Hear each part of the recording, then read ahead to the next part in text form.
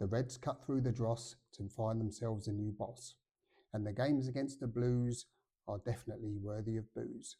And as the boss prepares to call it a day, there's still room for the odd spat on match day. On FPL, still a below average score, but I'm actually confident of getting more. The good, the bad and the ugly at Liverpool FC for Gameweek 34, brought to you by the LFC file. Roll the intro, Mo, please.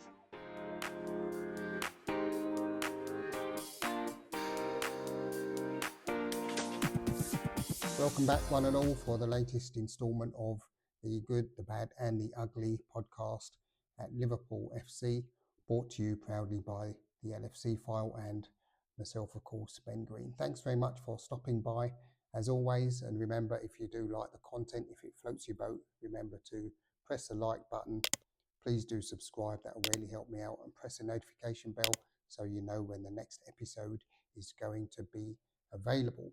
And remember, in April, we are still in the International Testicular Cancer Awareness Month. So remember to check the link in the description and make sure that you're aware on how to check your pair.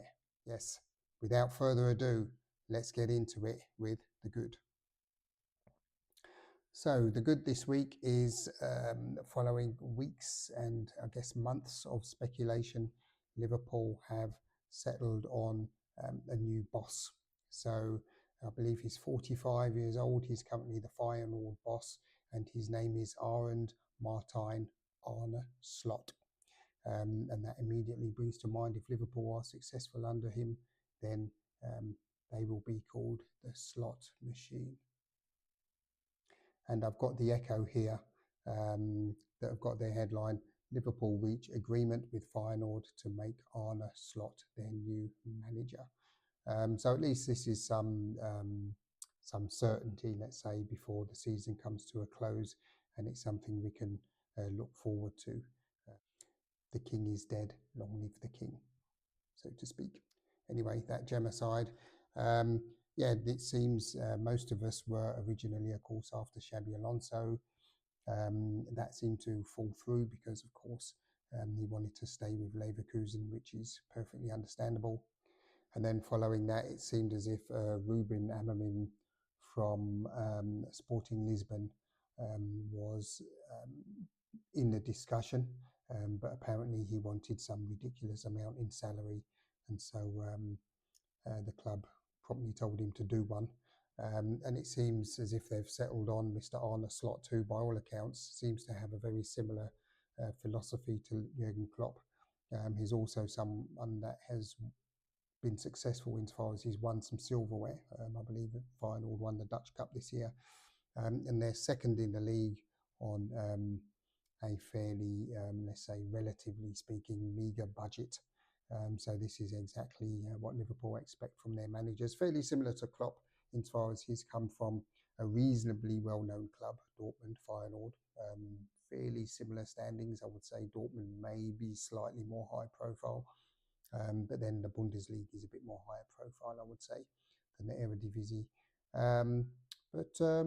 Yeah, let's see what happens. The guy deserves our support. He obviously has some ability, otherwise he wouldn't have been chosen. So, yeah, everything's been agreed. I think 9 million quid was the fee, which Liverpool will pay to Feyenoord in compensation. So let's see how that turns out. Onwards and hopefully upwards. And that brings us on to not just the bad, but the very bad this week. And that is the performance against Everton in the Merseyside derby, which took place on Wednesday, I recall. Yeah, not the best of days for Liverpool, unfortunately.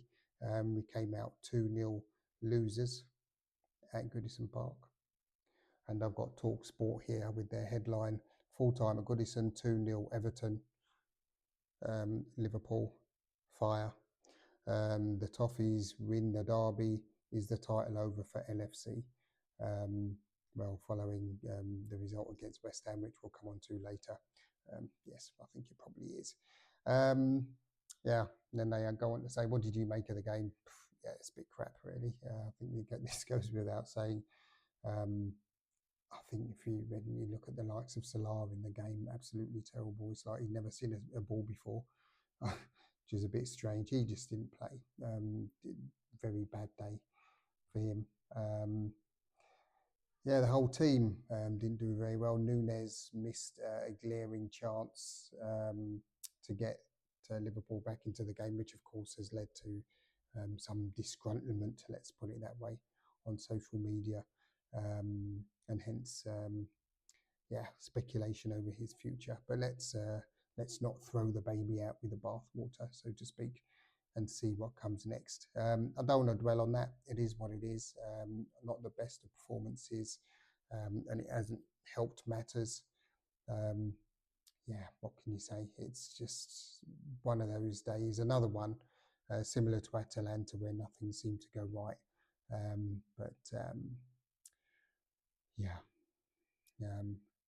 Not brilliant.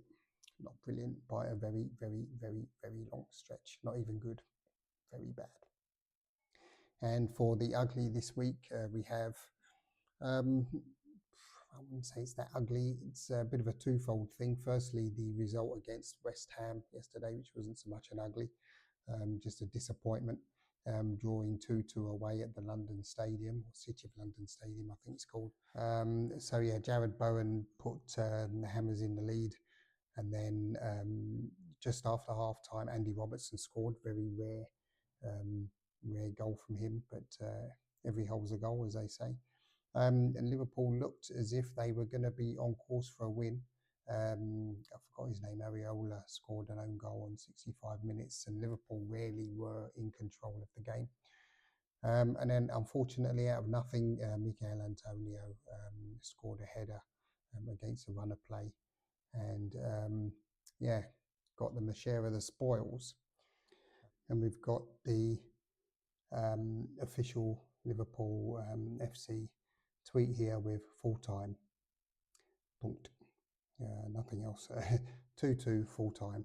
And that kind of sums it up. Nothing more needs to be said. And to add insult to injury, I've got Jamie Carragher here with he's quoting Samuel ILFC's post. Salah and Klopp arguing with each other. Damn. And Carrier mentions the only reason a manager will be unhappy in this situation is if the player took too long to be ready to come on. And judging by the exchange between Salah and Klopp, it seemed as if Salah actually didn't even seem to want to come on anyway. Not good, very unsavoury. But to be honest, this is not the first time we've had discussions, let's say, between Klopp and Salah. It also happened with Mane a couple of times as well, but it's usually when they've been substituted, not when they're coming on. So not the best of days for Liverpool. Before we get on to the FPL wrap-up, I've just got a quick mention here just regarding Liverpool's new kit. Anfield Index here, you can see their tweet. What do you think of the 24-25 home kit then, Reds? Seen a lot of different opinions. To be honest, I'm not that what's the word, impressed? I don't know. It seems as if for the last 4 or 5 years, the only kits have just been rehash of previous years, and you would have thought, considering the not inconsiderable budget that Nike must have, that they could come up with something a bit original, to be perfectly honest. Doesn't float my boat. I'm just not impressed at all. I've got an old Carlsberg top upstairs from the mid-90s, and I think I'll keep that so I can say I've got a new one in a couple of years, because they'll be digging that one up as well. No, not impressed at all. I think they could try harder, to be honest. So, not a fan. Jury's out for me. And lastly, on to the FPL. So for last week, just showing quickly, I got finished on 76 points out of 76. So that wasn't so bad, I guess. Mr. Average. What can I say? Not much more. And for game week 35 so far, you can see I'm on 11 points against the average of 18. but I do still have, there's Arsenal still to play. Tottenham have got to play twice, and so have, well, Chelsea have got another game as well. And I've got Foden in there as well from City.